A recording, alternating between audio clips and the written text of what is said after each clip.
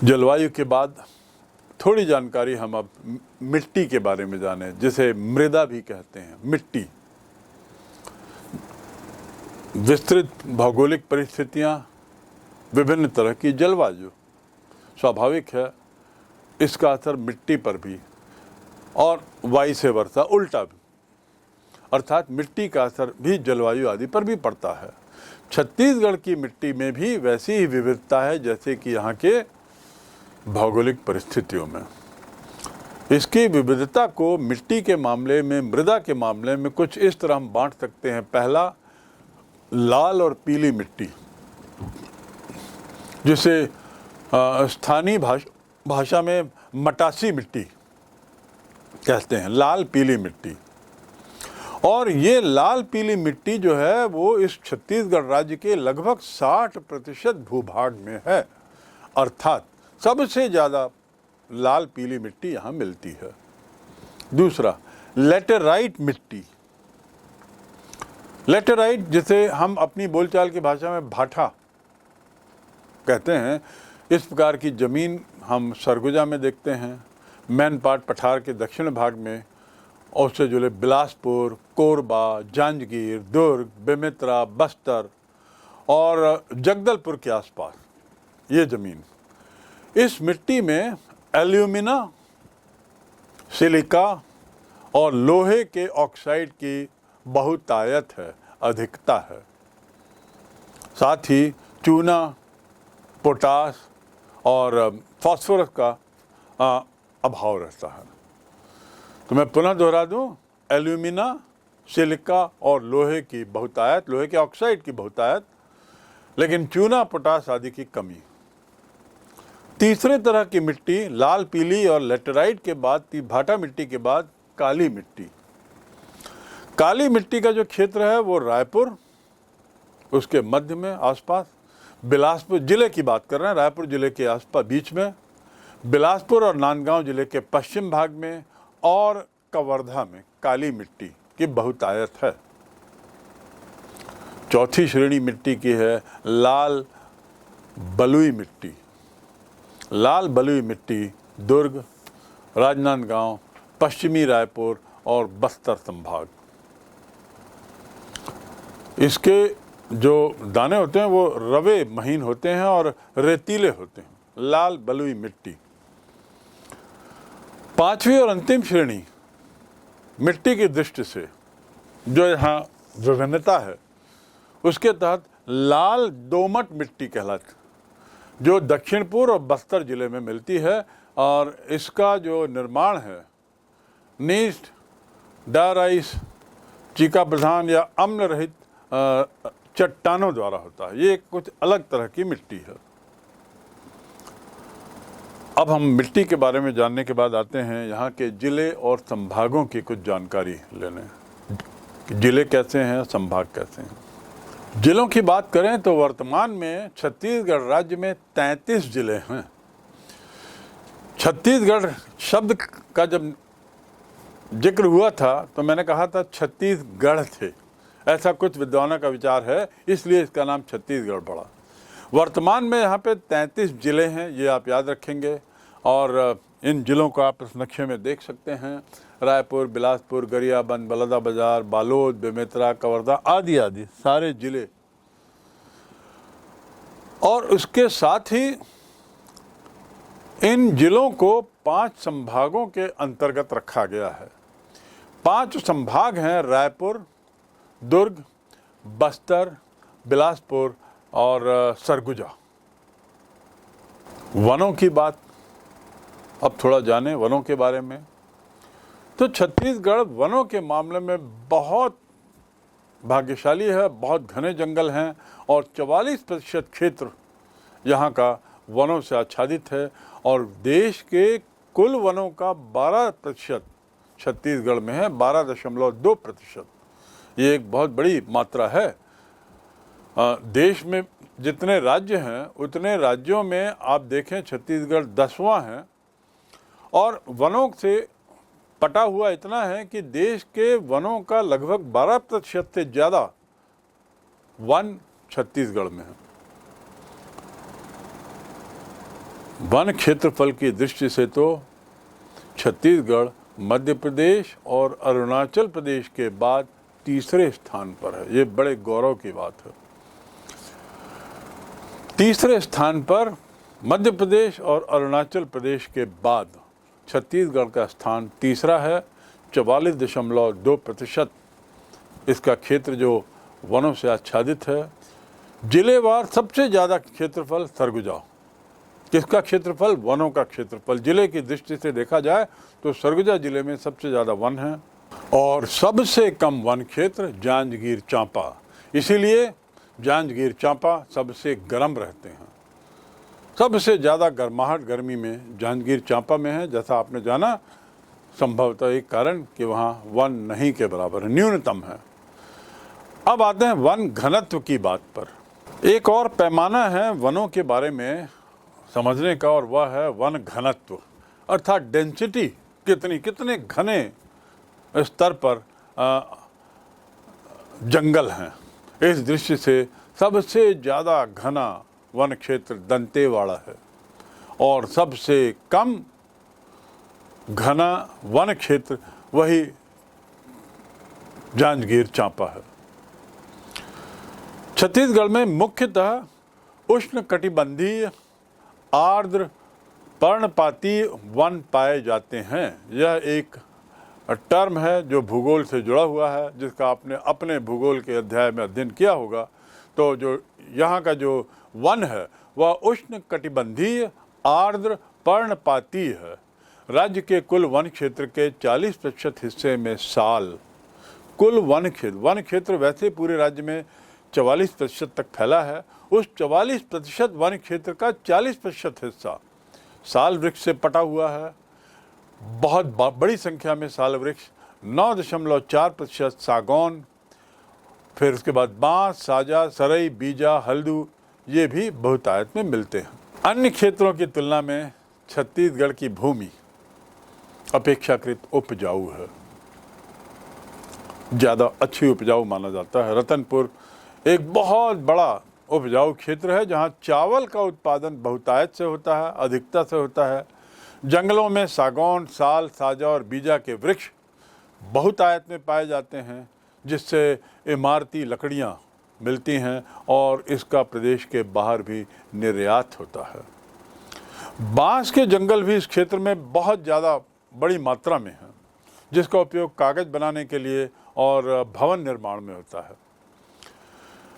कुछ अन्य उपयोगी वृक्षों की बात करें तो उसमें तेंदू, हरी, आंवला, महुआ, इनके भी वृक्ष यहाँ अच्छी मात्रा में हैं। वन उपजों में शहद, गोंद, चिरौंजी, लाख, हर्रा और अन्य वनौषधियाँ भी यहाँ पे पाई जाती हैं। वन से, जंगलों से, पेड़ों से जो औषधियाँ बनाई जाती हैं, जिस पर छत्तीसगढ़ राज्य में काफ़ी काम हुआ है और हो रहा है, उसमें शहद, गोंद, चिरौंजी, लाख, हर्रा आदि बहुतायत में है। अब हम बढ़ते हैं छत्तीसगढ़ की नदियों की जानकारी की ओर। प्रमुख नदियाँ कौन कौन सी? नदियाँ जो हैं वो आप मान सकते हैं बहुत ही दृष्टि से, अनेक दृष्टि से बड़ी महत्वपूर्ण हो जाती हैं। यहाँ तक कि जीवनदायिनी उन्हें कहते हैं और किसी भी राज्य के सामाजिक, राजनीतिक, आर्थिक, भौतिक और सांस्कृतिक इतिहास में नदियों का बड़ा महत्वपूर्ण स्थान है। हम उत्तर प्रदेश की ही बात कर लें, बिहार की ही बात कर लें, तो वहाँ के गंगा, यमुना, सरस्वती, सरयू नदी और जितनी भी नदियों की बात करते हैं, उससे उन दोनों राज्यों का इतिहास अभिन्न है। कमोबेश यही स्थिति हर राज्य की है। तो हमें अपने यहाँ की नदियों के साथ अपने देश के, अपने राज्य के इतिहास को जोड़ कर देखना होगा और यहाँ की संस्कृति को समझने के लिए उसकी नदियों के बारे में जानना होगा, आदि आदि। सबसे पहली नदी जो है छत्तीसगढ़ की प्रमुख नदी, वो है महानदी, जिसे छत्तीसगढ़ की गंगा कहते हैं। ये यहाँ की जीवन रेखा है। महानदी जीवन रेखा है, छत्तीसगढ़ की गंगा है। धमतरी जिले के सिहावा पर्वत से निकलती है, मात्र 42 मीटर की ऊंचाई से। और फिर दक्षिण पूर्व की ओर उड़ीसा के पास से बहते हुए बंगाल की खाड़ी में मिल जाती है। इसकी लंबाई की यदि बात करें तो छत्तीसगढ़ में इसकी लंबाई लगभग 286 किलोमीटर, यद्यपि इस नदी की कुल लंबाई 858 किलोमीटर है।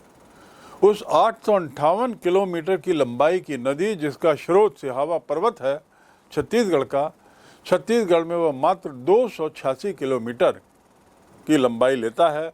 महानदी की सहायक नदियों की बात करें तो उसमें पैरी, सोंढूर, सूखा, जोंक, लाल, बोरई, मांड, हसदेव, केलो, ईब, ये उसकी सहायक नदियां हैं जो स्थानीय नदियां हैं। राजिम जो गरियाबंद जिले में आता है, यहाँ महानदी से पैरी और सोंढूर आकर मिलती हैं। चंद्रपुर जो चांपा जांजगीर जिले में आता है, वहाँ महानदी से शिवनाथ और जोंक नदी आकर मिलती है। राजिम और सिरपुर महानदी के तट पर ही स्थित हैं और बहुत छत्तीसगढ़ के प्रसिद्धतम पर्यटक स्थलों में गिने जाते हैं, धार्मिक पर्यटन के रूप में विशेषकर, क्योंकि नदी के किनारे बसे हैं।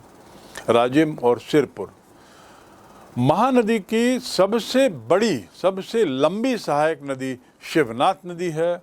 उड़ीसा पर इसी महानदी में सब बहुत विशालकाय बांध बना हुआ है जिसका नाम है हीराकुड डैम।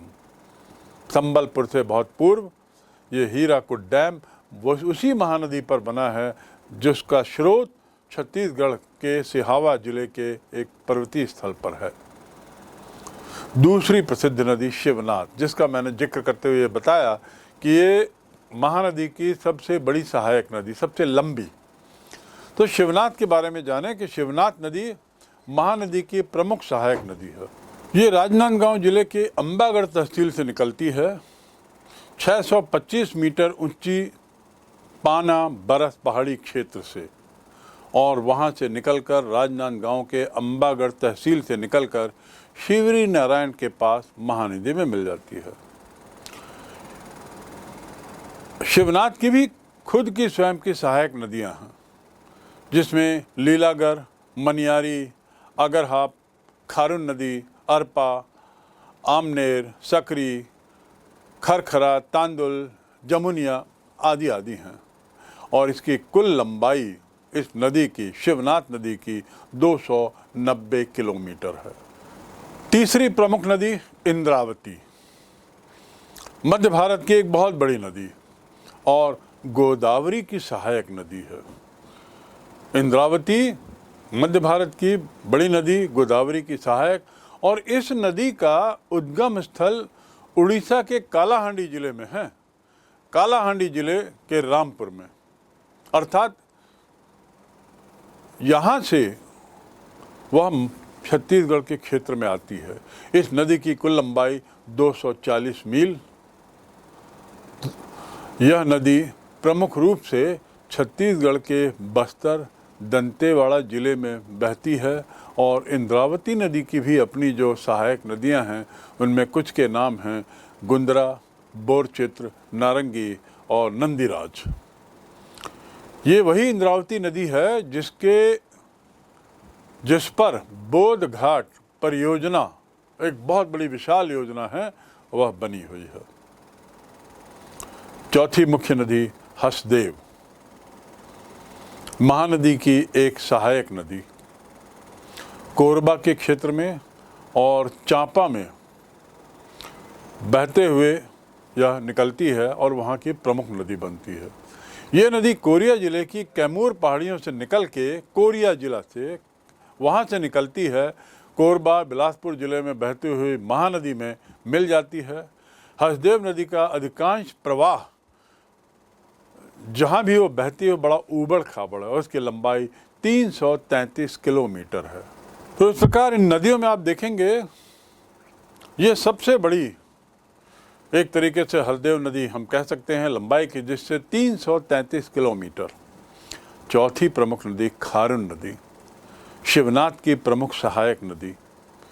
शिवनाथ नदी में मिलकर ये महानदी में अंततः चली जाती है और इस प्रकार महानदी के जल राशि को अप्रत्यक्ष रूप से बढ़ाने में अपना योगदान देती है। खारून नदी, ये नदी बालोद जिले, वर्तमान बालोद जिले में संजारी क्षेत्र से निकलने वाली रायपुर तहसील की सीमा से बहती हुई सोमनाथ के पास शिवनाथ नदी में मिल जाती है। इसी जगह पर ये बेमेतरा और बलौदाबाजार जिले को अलग करती है। अगली नदी है डंकनी एवं शंखनी। डंकनी एवं शंखनी नदी, डंकनी और शंखनी नदी, इनको जोड़ी में बोला जाता है। ये इंद्रावती की सहायक नदियां हैं। डंकनी नदी किलेपाल और पाकनार की डंकनी से एवं शंखनी बेलाडीला पहाड़ी से 4000 फीट ऊंचे नंदीराज शिखर से निकलती हैं। 4000 फीट में है ये। दोनों का संगम दंतेवाड़ा में होता है, जहाँ पर आपको मालूम है प्रसिद्ध दंतेश्वरी देवी का मंदिर है। अगली नदी है अरपा। अरपा नदी का उद्गम पेंड्रा पठार और उस पठार की जो पहाड़ी है उससे हुआ है और ये भी महानदी की सहायक नदी है। बिलासपुर जिले में प्रवाहित होती है और बरतौरी के निकट ठाकुर देवा जगह पर शिवनाथ में मिल जाती है। इसकी लंबाई मात्र करीब 147 किलोमीटर है, लेकिन बिलासपुर जिले और उसके आसपास के लिए नदी बड़ी महत्वपूर्ण है, कृषि की दृष्टि से भी। अगली नदी पैरी, महानदी की सहायक, गरियाबंद जिले की वृंदावनगढ़ में स्थित भातृगढ़ पहाड़ी से इसका उद्गम है। उसके बाद उत्तर पूर्व दिशा की ओर करीब 96 किलोमीटर बहती हुई राजिम में महानदी से मिलती है। पैरी नदी धमतरी और राजिम को बांटती है, विभक्त करती है, विभाजित करती है। राजीव लोचन मंदिर पैरी के तट पर ही बना हुआ है। अगली जानकारी खनिज संपदा से संबंधित। अभी तक जो हमने जानकारी समझी वो भौगोलिक थी और उस दृष्टि से हमने ये जाना कि छत्तीसगढ़ कितना रिच है विविधता की दृष्टि से और नदियों की दृष्टि से, पर्यटक स्थलों की दृष्टि से, आदि आदि, वनों की दृष्टि से। अब थोड़ी नज़र खनिज की ओर, खनिज संपदा के बारे में थोड़ा बात करें। एक अत्यंत खनिज संपन्न राज्य के रूप में ये जाना जाता है। उन राज्यों में है जहां सर्वाधिक विविध प्रकार के खनिज पाए जाते हैं, अर्थात खनिज के प्रकारों की विभिन्नता के मामले में छत्तीसगढ़ बहुत आगे है। कुल मिला के 28 प्रकार के खनिज ऐसा अनुमानित है जो यहाँ पर मिलते हैं और इनमें से तो 20 प्रकार के खनिज का खनन किया जा चुका है या किया जा रहा है। तो अभी 7-8 ऐसे खनिज और हैं जिनका उत्खनन होना है या उस स्तर पर नहीं हो पाया है जिसे हम एक वाणिज्यिकी स्तर पर हम जिसे कह सकें, व्यापारिक स्तर पर कह सकें। प्रमुख खनिज भंडारों की बात करें तो आइए देखें। कोयला, छत्तीसगढ़ कोयले के नाम से बहुत ही मजबूत है।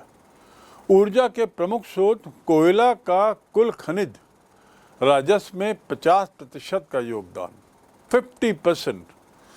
कोयले के राज्य में 56.0 मिलियन टन भंडार, जो कि देश के कोयला भंडार का 18% से ज़्यादा है। 18% बहुत बड़ा प्रतिशत होता है किसी एक राज्य के द्वारा, और वह भी क्षेत्रफल की दृष्टि से इतना विशाल नहीं है जहाँ पर इतनी भारी मात्रा में संपदा मिले, ये वाली खनिज संपदा। लेकिन फिर भी 18% कोयले का उत्पादन यहाँ पर। कोयला उत्पादक राज्यों में छत्तीसगढ़ का जो स्थान है, उसकी जो सहभागिता है वो करीब 20% से ज़्यादा है और पूरे देश में इस 20% की उत्पादनता के कारण इसका स्थान कोयले के मामले में दूसरा है। उत्पादन के मामले में, कोयला उत्पादन के मामले में दूसरा स्थान। इस राज्य में, छत्तीसगढ़ में उत्पादित कोयले का उपयोग राष्ट्र तथा प्रदेश में जो बहुत सारी बड़ी बड़ी विशालकाय ताप विद्युत संयंत्र हैं, बड़ी बड़ी मात्रा में जो सीमेंट कारखाने हैं और इस्पात उद्योग हैं, वहाँ पर इन कोयलों का उपयोग होता है। अगला, कोयले की बहुतायत, कोयले की विशालता और महत्ता को जानने के बाद अगली खनिज लौह अयस्क लगभग 22.1%। छत्तीसगढ़ को राष्ट्र के लौह अयस्क उत्पादकों में तीसरा स्थान। सबसे ज़्यादा लौह अयस्क दंतेवाड़ा में national mineral development corporation NMDC की बेलाडीला खदान और बालोद जिले में दल्ली राजहरा। वही दल्ली राजहरा जहाँ से भिलाई इस्पात संयंत्र को लोहा दिया जाता है, लौह अयस्क दिया जाता है। कुछ मात्रा में लौह अयस्क का उत्पादन निजी क्षेत्र में भी हो रहा है, और वो हैं क्षेत्र जहाँ ये हो रहा है निजी हाथों के द्वारा, वो है राजनांदगांव और कांकेर। अगला खनिज जिसके बारे में जानना जरूरी है वह है टिन अयस्क। सामरिक दृष्टि से अत्यधिक महत्वपूर्ण, सामरिक अर्थात डिफेंस, रक्षा, देश की रक्षा की दृष्टि से टिन का बहुत महत्व है, क्योंकि ये विभिन्न रक्षा यंत्रों में, रक्षा तंत्रों में इसका उपयोग होता है। राष्ट्रीय भंडार का 35% से ज़्यादा छत्तीसगढ़ का योगदान है। देश में इस टिन अयस्क का हम कह सकते हैं 100% उत्पादन छत्तीसगढ़ राज्य में ही हो रहा है। भंडार की दृष्टि से 35%, स्पष्ट रखें इस बात को कि देश में टिन अयस्क का जो भंडार है उसका 35% से ऊपर यहाँ है 35.83%। लेकिन वर्तमान में जो उत्पादन है, उत्पादन की दृष्टि से अभी छत्तीसगढ़ एकमात्र राज्य है जहाँ टिन अयस्क का उत्पादन हो रहा है। 100% देश की सामरिक जरूरत को पूरा करने में यहाँ के टिन अयस्क का उत्पादन पर्याप्त है। अगला महत्वपूर्ण खनिज बॉक्साइट, 168 मिलियन टन का भंडार, जो देश के बॉक्साइट भंडार का 4.49% है। स्वयं में एक बहुत विशाल भंडार। और वर्तमान में उत्पादन की बात करें तो देश के बॉक्साइट उत्पादन का लगभग 7.0% उत्पादन छत्तीसगढ़ से होता है। बॉक्साइट का उत्पादन होता कहाँ है तो सरगुजा, बलरामपुर, कबीरधाम, इन जिलों में इसका मुख्य रूप से उत्पादन हो रहा है। और इसका उत्पादन messrs Bharat aluminium company Korba, Hindalco जो रेणुकूट उत्तर प्रदेश में है, और Chhattisgarh mineral development corporation limited द्वारा सरगुजा, बलरामपुर, कबीरधाम जिलों में जो स्वीकृत बॉक्साइट के खनिज पट्टे हैं वहाँ पर किया जा रहा है। ये जो बॉक्साइट है इसका मूल रूप से उपयोग एल्युमिनियम उद्योग में होता है और इसलिए ये बहुत महत्वपूर्ण हो जाता है। अगला चूना पत्थर, जिसका जिक्र मैंने पूर्व में किया है। सभी प्रकार के चूने पत्थर को यदि एक श्रेणी में रखा जाए तो लगभग 919 मिलियन टन भंडार चूना पत्थर का यहाँ है, जो कि राष्ट्रीय भंडार का 11.37% होता है। उत्पादन की बात करें तो चूना पत्थर के उत्पादन में देश में इसका योगदान 9% रहता है। 9%। बलौदाबाजार, रायपुर जिले, यहाँ पे सीमेंट श्रेणी के चूना पत्थर की उपलब्धता काफ़ी है, पर्याप्त है, और इसीलिए इन जिलों में Lafarge, Century, UltraTech, Grasim, Ambuja, ACC आदि आदि बहुत सारी कंपनियों के सीमेंट संयंत्र यहाँ पे बने हुए हैं और नए नए और अनेक आ गए हैं। अगला खनिज उत्पादन हीरे के बारे में। सबसे ज़्यादा मूल्यवान खनिज मूल्यवान। गरियाबंद जिले के मैनपुर में खनिज की मातृशिला किम्बरलाइट के 6 पाइप बहराडीह, पालीखंड, जांगड़ा, कोदोमाली, कोसमबुड़ा और बहराडीह टेम्पल क्षेत्र में अंकित चिन्हित किए गए हैं।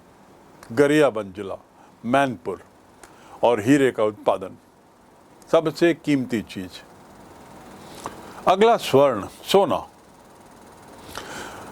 बलौदा बाजार के सोना खान राजा देवरी क्षेत्र में विभाग द्वारा सोने के 2780 किलोग्राम भंडार प्रमाणित रूप से पाए गए हैं।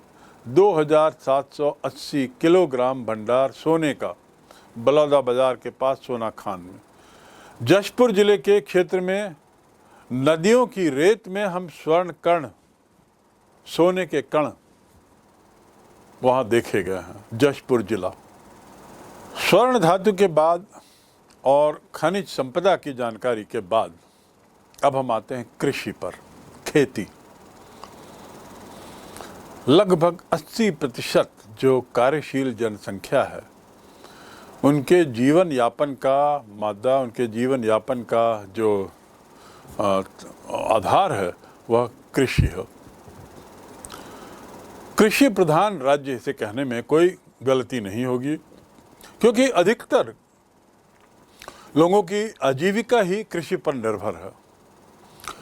एक मानसूनी फसल छत्तीसगढ़ में है, वो है चावल, और इसीलिए छत्तीसगढ़ को धान का कटोरा भी कहते हैं।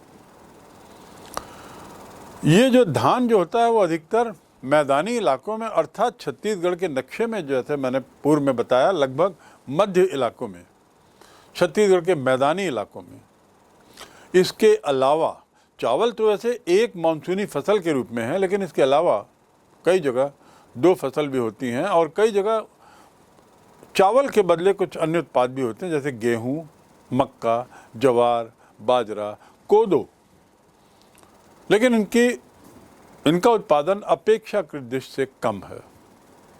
दाल का उत्पादन 21% क्षेत्र में और तिलहन 19.37% क्षेत्र में है। दाल और तिलहन पर कुल मिला के चावल लगभग 80% क्षेत्र में होता है, इसीलिए इसे धान का कटोरा कहते हैं।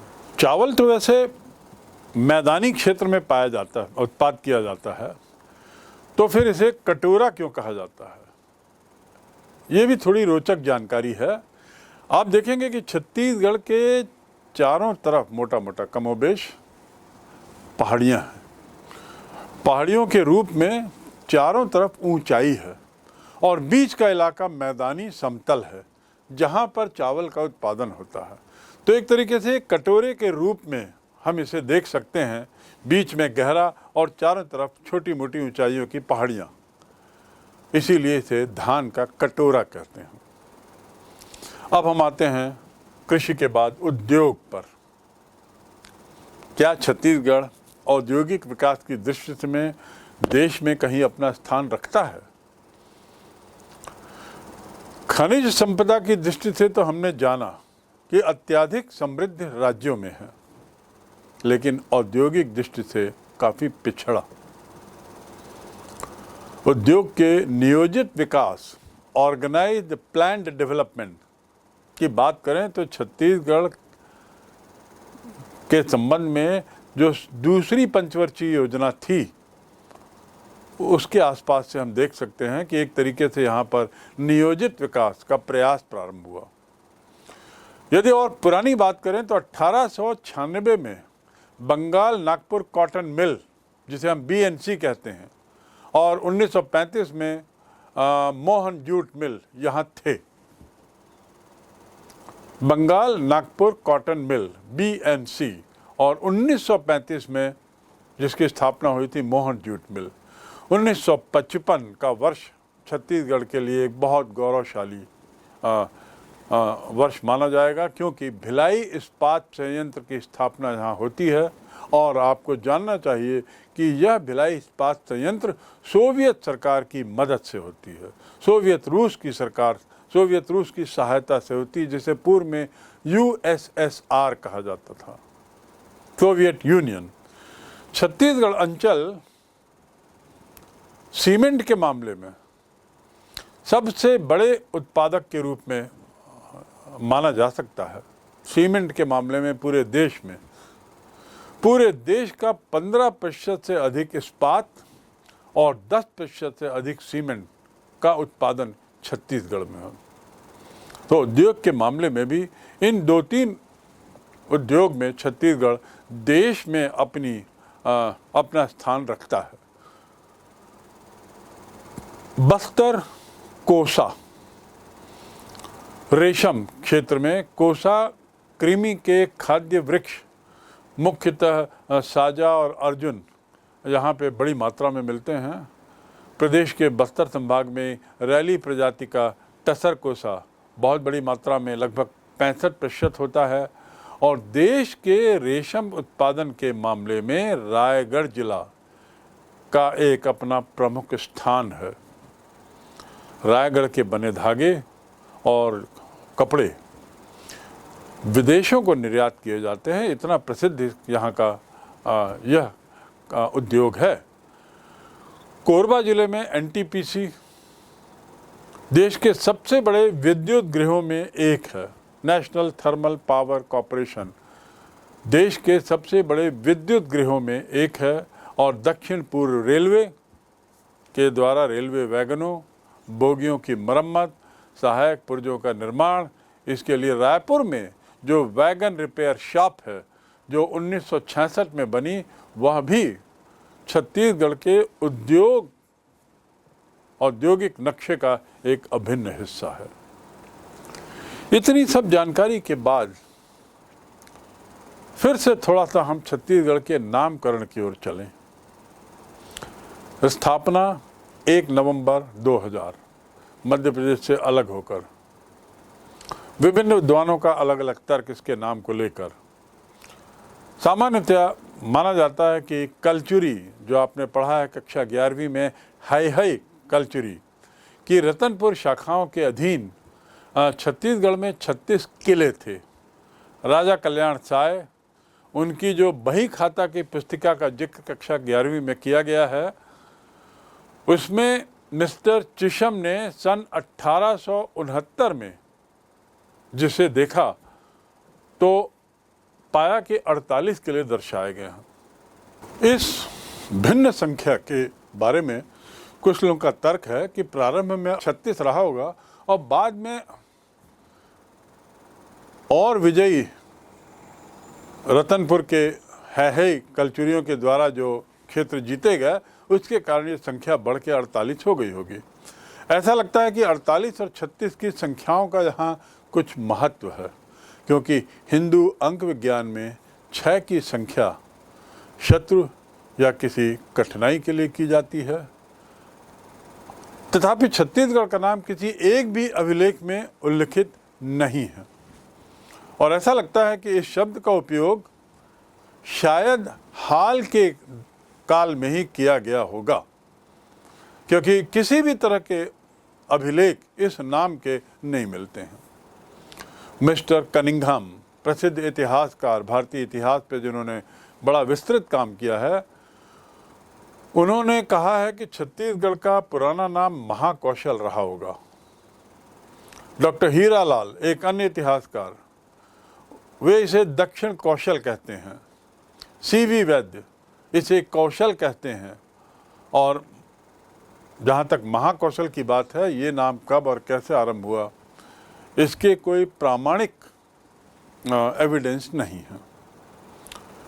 नेल्सन, उनका कहना है कि इस बात की अधिक संभावना है कि छत्तीसगढ़ का नाम चेदिसगढ़ शब्द से पड़ा है। चेदिसगढ़ का अपभ्रंश ही होगा छत्तीसगढ़, और चेदिसगढ़ का अर्थ वे निकालते हैं चेदी के स्वामी के किले। तुम्मन या रतनपुर का है राजवंश, जिसका जिक्र कक्षा 11वीं में किया गया है, 11वीं के दक्षिण कौशल के अध्याय में।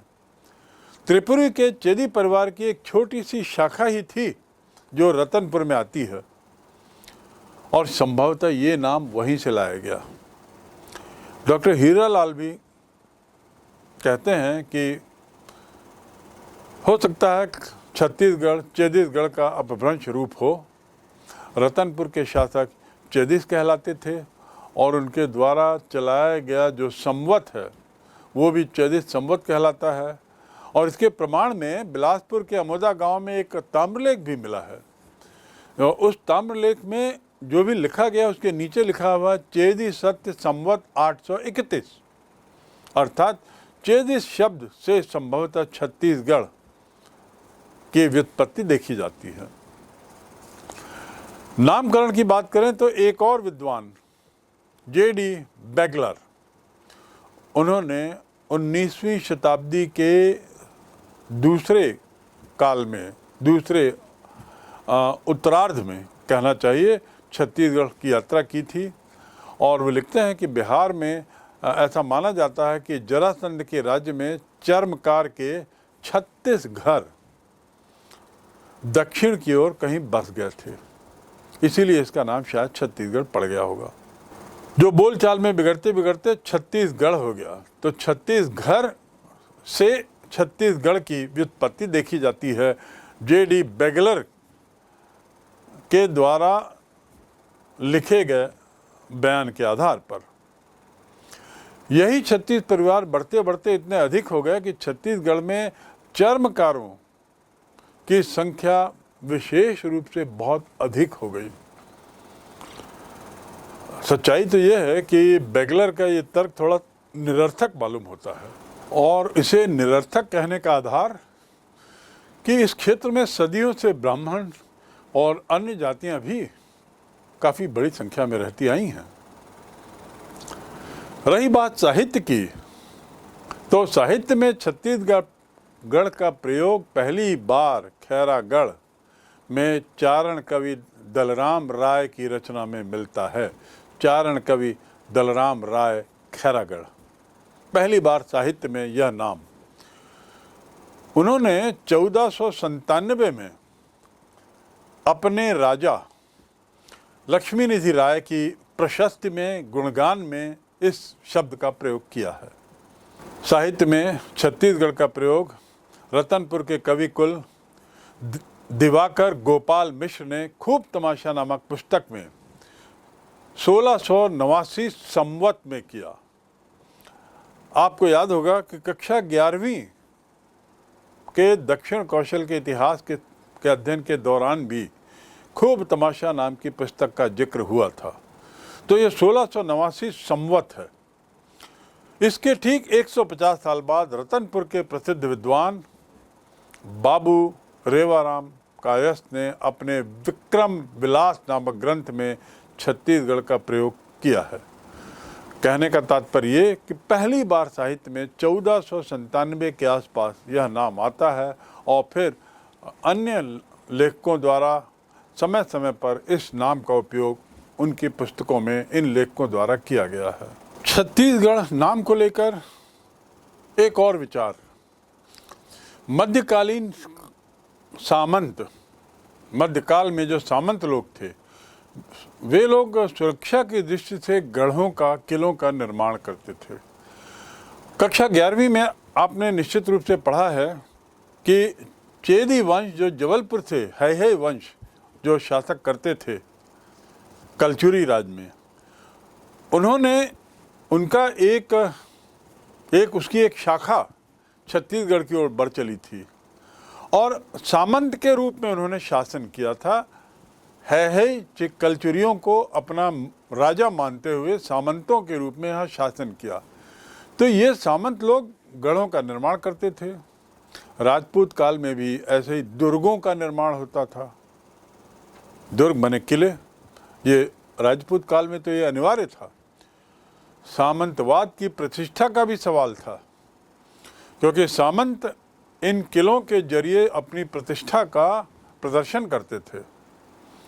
परिणाम स्वरूप जिलों का इन दुर्गों का महत्व, इन किलों का महत्व, इन गढ़ों का महत्व और बढ़ गया। ये सामंत अपनी छोटी छोटी इकाइयों को मजबूत करने और स्थायी रूप से सुरक्षित रखने के लिए नए नए गढ़ों का सतत रूप से निर्माण करते रहे। छत्तीसगढ़ में है वंशीय राज्य की स्थापना और फिर मराठाओं द्वारा इस क्षेत्र पर अधिकार कर लेने के बाद भी दुर्गों का, किलों का महत्व कम नहीं हुआ। आपको याद होगा, छत्तीसगढ़ ने वह दौर भी देखा है जब कुछ काल के लिए ये मराठा सत्ता के तहत इसका शासन चला गया था, तो उस दौरान भी किलों का महत्व कम नहीं हुआ। इस अवधि में गढ़ों की स्थापना का महत्व इतना बढ़ गया कि इस गढ़ बहुल क्षेत्र का नाम ही छत्तीसगढ़ मान लिया गया, बना दिया गया। वैसे ये मत भी अनुमान पर ही आधारित है कि 36 गढ़ थे इसलिए छत्तीसगढ़ बना, और बाद में जो पुस्तक में 48 गढ़ दिखे वो संभवतः कालांतर में होने वाली विजय के परिणाम स्वरूप, सामंतों के द्वारा नए नए गढ़ बनाए जाने के परिणाम स्वरूप हुए होंगे, लेकिन ये अनुमान ही है। परंतु गढ़ों के तत्कालीन महत्व को देखते हुए यह नाम छत्तीसगढ़ अधिक स्वाभाविक प्रतीत तो होता है। छत्तीसगढ़ अभिता के औचित्य और तत्संबंधी विभिन्न मतों का विवेचन करें, विश्लेषण करें तो ये प्रतिपादित किया जा चुका है कि प्राचीन काल में इस क्षेत्र को कौशल या दक्षिण कौशल के रूप में जाना जाता था पुराने समय में। इसलिए यहाँ पर यह सोचने की बात है कि इस जगह की वर्तमान अभिधा अर्थात वर्तमान नाम इसे कब मिला, छत्तीसगढ़ कब बना। जो पूर्व में दक्षिण कौशल या कौशल कहलाता था वह कब से छत्तीसगढ़ कहलाया। आधुनिक काल में 16वीं सदी से माना जाता है कि इस क्षेत्र का वर्तमान नाम छत्तीसगढ़, ये नाम शायद 18वीं शताब्दी में पड़ा हो, और इस अनुमान का कारण है कि मुगल काल में अबुल फजल, जो उस काल का विस्तृत इतिहास लिखता है, उसने इस जगह को रतनपुर राज्य कहा है, और शायद मराठा काल के आरंभ में ही इसका नाम छत्तीसगढ़ पड़ गया हो। इससे अनुमान लगा सकते हैं कि शायद मराठा शासन काल में छत्तीसगढ़ नाम को प्रसिद्धि मिली और दक्षिण कौशल और कौशल नाम दरकिनार हो गए। आधिकारिक रूप से इस क्षेत्र के लिए छत्तीसगढ़ का पहली बार प्रयोग हम 1795 में देखते हैं। आधिकारिक स्तर पर, शासकीय स्तर पर ये नाम 1795 में पहली बार हमें दिखाई पड़ता है।